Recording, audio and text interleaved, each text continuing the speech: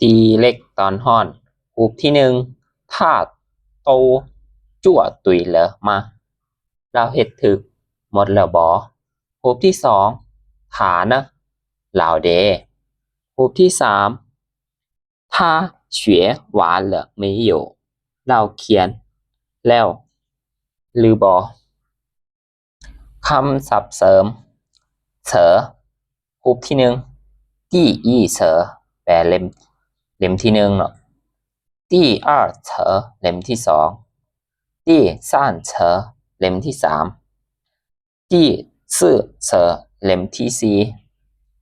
เย่แปลว่าหนา第二页หนาสอง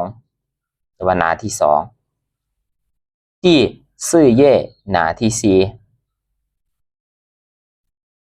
การฟังและการสนทนาเบิ่งรูปภาพแล้วตอบคำถามเนาะ他们学到那了第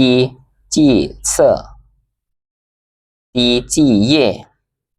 第几课เขาเจ้า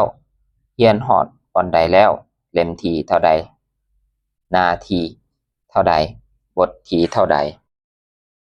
ข้อที่สี่ล่างตูต้วนเหวินฝึกอ่านออกเสียง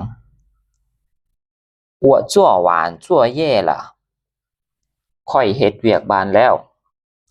可是不能休息อาจจะบ่ได้พักผ่อน我要再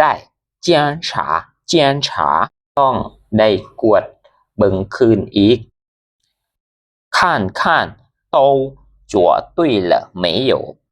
เบิ่งทั้งหมดเฮ็ดถูกหรือบ่哎呀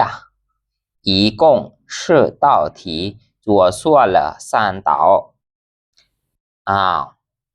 ทั้งหมด10ข้อเฮ็ดผิดแล้ว3ข้อ我们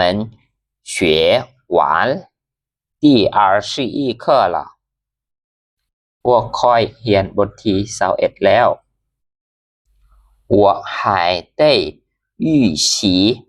第22课的生词ค่อยยังต้องอ่านก่อนคำศัพท์ใหม่บทที่22老师每天